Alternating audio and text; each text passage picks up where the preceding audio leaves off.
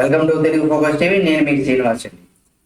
జగన్ అన్న పైన ద్వేషం లేదు, ఆయన కూడా తన రక్తమే, అంటే మా ఇద్దరిది ఒకటే రక్తం కానీ అని చెప్పుకుంటూనే షర్మిల గారు కొన్ని షాకింగ్ కామెంట్స్ అయితే చేశారు. ఆంధ్రప్రదేశ్ రాష్ట్ర రాజకీయాల్లో కావచ్చు, ఇప్పుడు ఆ కామెంట్స్ ఏవైతే ఉన్నాయో జగన్మోహన్ రెడ్డి గారిని టార్గెట్ చేస్తూ షర్మిల గారు చెప్పినటువంటి కామెంట్స్ ఏవైతే ఉన్నాయో రాష్ట్ర రాజకీయాలను కూడా అసలు కొన్ని సంచలనంగా, అది ఒక రకంగా చెప్పాలంటే ఇవి చేసేటువంటి కామెంట్స్ ఏ విధంగా ఉన్నాయంటే జగన్మోహన్ రెడ్డి ప్రభుత్వం పైన 100% ఆయన ప్రభుత్వానికి తీరని నష్టాన్ని కలిగిస్తాయని కూడా చెప్పుకోవచ్చు. ఆంధ్రప్రదేశ్ రాష్ట్రంలో కాంగ్రెస్ పార్టీ అధ్యక్షురాలుగా షర్మిల గారు బాధ్యతలు చేపట్టిన విషయం మనందరికీ తెలుసు. అయితే ఆమె ప్రతిరోజు ఒక నియోజకవర్గంలో పర్యటిస్తూనే ఉన్నారు. ఆ విధంగా ఆమె నర్సీపట్నంలో కూడా పర్యటించారు.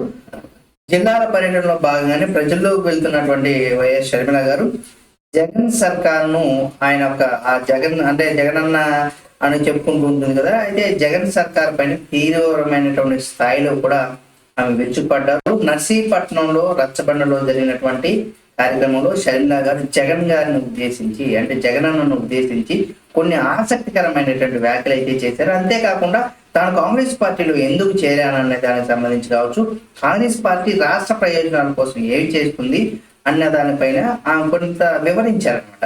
అంటే తనకేంటంటే జగనన్న అంటే ద్వేషం కాదని, ఆయన తన రక్తమేననేసి కూడా చెప్పుకొచ్చారు ఆమె. తాను కేవలం చేసేది సిద్ధాంత పోరాటం అనేసి అంటూ కూడా షర్మిల గారు పేర్కొన్నారు. నిజంగా వైఎస్ఆర్ ఆశయాలను జగనన్న నిలబెట్టడం లేదని, ఆయన విధానాలు కావచ్చు, వైఎస్ఆర్ ఆశయాలు కావచ్చు, ఇవేవి ఆయన కావాలనేసి, అంటే ఇవేవి కూడా పట్టించుకోవట్లేదు, అంటే గాంధీ కుటుంబానికి వైఎస్ కుటుంబం పైన మమకారం ఉందంటూ కూడా ఆమె చెప్పుకొచ్చారు. అలాగే వైఎస్ రాజశేఖర రెడ్డి గారు మరణానంతరం కూడా ఎఫ్ఐఆర్లో పేర్లు చేర్చడం కాంగ్రెస్ కావాలని చేసిన తప్పు కాదనేసి, పొరపాటున జరిగిందనే విషయం సోనియా గాంధీ తనకు స్వయంగా చెప్పుకొచ్చారు. అలాగే వైఎస్ఆర్ అంటే సోనియాకి అభిమానం అనేసి, తమ మనసుకు నమ్మింది కాబట్టి, ఆమె యొక్క మనసుకు నమ్మింది కాబట్టి కాంగ్రెస్ పార్టీలో నేను కూడా చేరాను, అంటే ఆమె చెప్పింది నా మనసు కూడా నచ్చింది కాబట్టి నేను కాంగ్రెస్ పార్టీలో చేరానంటూ కూడా చెప్పుకొచ్చింది. వైఎస్ఆర్ 2 సార్లు ముఖ్యమంత్రిగా కాంగ్రెస్ అవకాశం ఇచ్చిందనేసి, కాంగ్రెస్ వైఎస్ కుటుంబానికి, రాష్ట్రానికి మోసం చేయలేదంటూ కూడా ఆమె పేర్కొన్నారు. 100% ఆయన 2 సార్లు ముఖ్యమంత్రి అయ్యారు, రాష్ట్రానికి కూడా ఎటువంటి మోసం అయితే చేయలేదు. అంటే కేవలం ఒక మోసం అంటే ఏంటి, తెలంగాణ ఆంధ్ర విడిపోవడం, అంటే రాష్ట్రాలని విడగొట్టడంలో మాత్రమే కాంగ్రెస్ పార్టీ ప్రజలను కొంత ఇబ్బంది పెట్టినట్టు కావచ్చు. అయితే ఎప్పుడు కూడా సొంత ఇంట్లో ఒక రక్తం పంచుకు పుట్టినటువంటి అన్నదమ్ములు కేవలం ఆస్తిలో ఇద్దరికి పెళ్ళైన తర్వాత వేరువేరుగా ఉంటారు. అన్నదమ్ములుగా ఉన్నప్పుడు కూడా వేరైపోయేసి ఎవరు జీవితం వాళ్ళు కొనసాగిస్తుంది. సేమ్ అదే విధంగా ఏంటంటే తెలుగు భాష, తెలుగు రాష్ట్రాల్లో తెలంగాణ కోసం 60 సంవత్సరాలుగా పోరాటం చేస్తున్నటువంటి తెలంగాణ ప్రజల మనోభావాన్ని గుర్తించినటువంటి కాంగ్రెస్ పార్టీ, సోనియా గాంధీ గారు కాంగ్రెస్ను తెలంగాణ ఇవ్వడం జరిగింది. కానీ ఆంధ్ర పాలకులు వీళ్ళు దాన్ని వ్యతిరేకించారనమాట. అదే ప్రజలు కూడా కొంత వ్యతిరేకించారు. అయితే ప్రజల మధ్య విద్వేషాలు పెంచే విధంగా లేకుండా కూడా దాన్ని కొన్ని ఏవైతే రాష్ట్ర విభజన సమయంలో ఇచ్చినటువంటి కొన్ని రూల్స్ అండ్ రెగ్యులేషన్స్, హామీలు ఏవైతే ఉన్నాయో అవి 100% నెరవేర్చలేదని కూడా మనం చెప్పుకోవచ్చు. ప్రత్యేక హోదా అన్నారు, ప్రత్యేక ప్యాకేజీ అన్నారు, ఇలాంటివి కూడా లేకపోయినారు. రాష్ట్రాన్ని మోసం చేయలేదంటూ కూడా అని చెప్పుకొచ్చారు. ఆనాడు వైఎస్ఆర్ జలయజ్ఞంతో ప్రతి ఎకరాకు సాగునీరు ఇవ్వాలని అనుకున్నారనేసి, ఆ విధంగానే ఆంధ్ర రాష్ట్రంలో 54 ప్రాజెక్టులు కట్టారనేసి, వైఎస్ఆర్ చనిపోయిన నాటికి 42 ప్రాజెక్టులు పెండింగ్ లో ఉన్నాయంటూ కూడా చెప్పుకొచ్చారు. అయితే పెండింగ్ ప్రాజెక్టును జగనన్న పూర్తి చేస్తారని చెప్పాడనేసి కూడా ఎన్నికల మేనిఫెస్టో పెట్టి కూడా 5 ఏళ్లలో ఒక్క ప్రాజెక్టు కూడా పూర్తి చేయలేదంటూ కూడా విరుచుకుపడ్డారు. నిజమే కదా. నిజంగా ఆయన మేనిఫెస్టోలో జగనన్న చెప్పినటువంటి వాటిలో, ఇప్పటి వరకు చెప్పిన వాటిలో 98% మేము పూర్తి చేసామని చెప్తున్నారు. కానీ ఇది ఎక్కడ, ఆయన ఇచ్చినటువంటి మేనిఫెస్టోలో ఇది ఉంది కదా, మరి ఎందుకు ఇది పూర్తి చేయలేదు? కనీసం 42 ప్రాజెక్టులు ఇప్పటి వరకు కూడా, ఇదేదో ఆటంకాలు కాదు, ప్రజలకు ఉపయోగపడేటువంటి ప్రాజెక్టులు అనమాట. కాబట్టి ఈ 5 ఏళ్లలో ఒక్క ప్రాజెక్టు కూడా పూర్తి చేయలేదనేసి కూడా ఆమె విమర్శించారు. ఎక్కడ ఆ ఎక్కడ ఉన్నటువంటి మట్టి అక్కడే ఉన్నట్టుగా, అంటే ఎక్కడ ఒక తట్టెడు మట్టి కూడా తీసివేయలేదు. అంటే ప్రాజెక్టులకు సంబంధించి ఇక్కడ నేను తీసి అక్కడ ప్రాజెక్టుకి సంబంధించి వేయలేదంటూ కూడా ఆమె చెప్పుకొచ్చారు. జగనన్న ప్రభుత్వం వ్యవసాయం ఉండదనేసి కూడా, అంటే దండగా, అంటే జగనన్న ప్రభుత్వం వ్యవసాయం దండగనేసి వైఎస్ఆర్ రైతుల ఆశయాలను జగన్ తొంగలో దొక్కేశారంటూ కూడా విమర్శించారు. రాష్ట్రంలో మనం కనుక చూసినట్లయితే రైతులు భూములను కబ్జా చేస్తున్నటువంటి పరిస్థితులు కూడా మనం చూస్తున్నాం.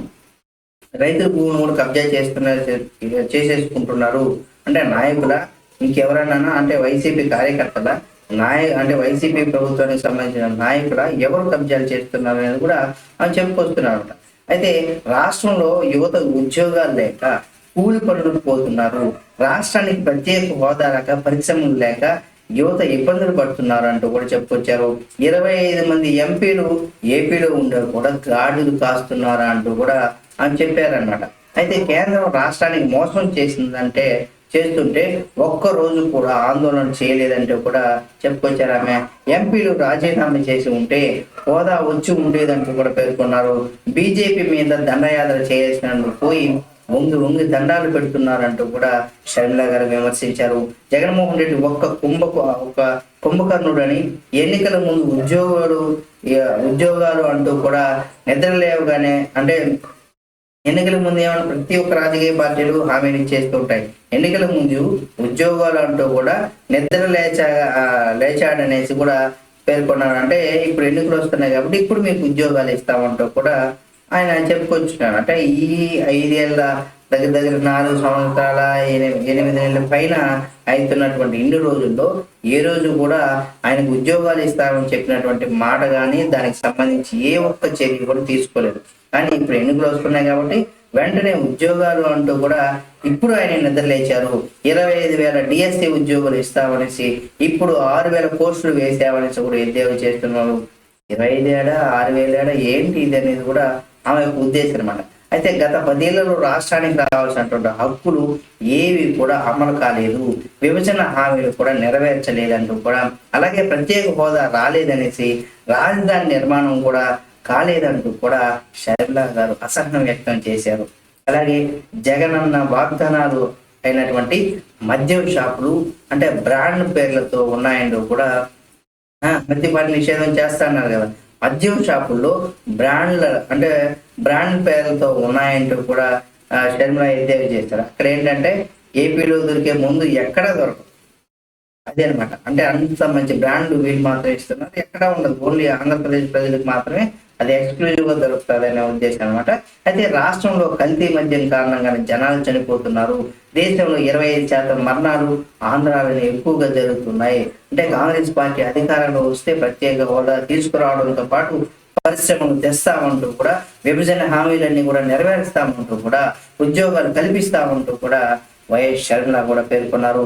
ఈ విధంగా తన అన్న పైనటువంటి షర్మిల తన అన్న పైన ప్రతిరోజు కూడా ఏదో ఒక నియోజకవర్గంలో పర్యటన చేస్తూ, అలాగే అక్కడ మనకి ప్రతి పర్యటనలో కూడా తన అన్ననే ఎక్కువగా టార్గెట్ చేస్తారు. ఎందుకంటే ఎవరైనా సరే అధికార పార్టీ పైన కూడా దండయాత్ర చేస్తారు. అంతేగాని ఇప్పుడు టీడీపీ పైన, లేదా జనసేన పైన, బీజేపీ పైన చేసినంత మాత్రాన ఉపయోగం లేదు. అయితే బీజేపీ మీద చేయొచ్చు, ఎందుకంటే బీజేపీ కేంద్రంలో అధికారంలో ఉంది కాబట్టి.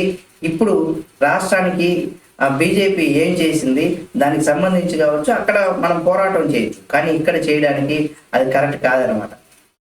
కారణంగా కూడా ఇక్కడ మనకి రాష్ట్రానికి ఇప్పటి వరకు కూడా ఏమీ చేయలేదంటూ కూడా ఆమె చెప్పుకొచ్చారు. ఏది ఏమైనా జగన్మోహన్ రెడ్డి గారికి అంటే పక్కలో బల్యంలాగా షర్మిల గారు తయారయ్యారు. ఇది ఏ విధంగా దారి తీస్తుంది అంటే, జగనన్న ఓటమికి తన చెల్లెలు ఇక్కడ ఎంతగా కృషి చేస్తుందో మనం చెప్పుకోవచ్చు అనమాట. అంటే ఆమెమి ఇప్పటి వరకు నాకు తెలిసి అయితే ఎక్కువగా ఆమె ఏవైతే జగనన్న ఇచ్చినటువంటి హామీలు ఏవైతే ఉన్నాయో వాటిని గురించే ప్రజల్లో ఎక్కువగా చెప్తుంది. కానీ ఇక్కడ తెలుగుదేశం పార్టీ అటువంటి పనులు కూడా చేయట్లేదు. ఎందుకంటే తెలుగుదేశం పార్టీ మేము ఇలా చేస్తాం అని చెప్పుకుంటున్నారు, కానీ జగన్మోహన్ రెడ్డి గారు చేస్తున్నటువంటి తప్పులు కావచ్చు అది ప్రజల్లో ఎక్కువగా చూపించలేకపోతుంది ఇక్కడ తెలుగుదేశం పార్టీ. ఏదేమైనా సరే జగనన్నకి 100% ధీటుగా, అంటే అది వైఎస్ఆర్ అంటే వైఎస్ రాజశేఖర రెడ్డి గారి రక్తమే కాబట్టి ఇద్దరు కూడా ఎవరు కూడా తగ్గేదే లేదా అన్న విధానంలో కూడా ఇద్దరు ముందుకు వెళ్తున్నారు. సరే ఏదేమైనా షర్మిల గారు చేస్తున్నటువంటి పోరాటంలో ఆమె విజయం సాధిస్తారా లేదా, రానున్న రోజుల్లో ఆమె రాజకీయ భవిష్యత్తు ఎలా ఉంటుంది అనేది కూడా మనం తెలుసుకుందాం.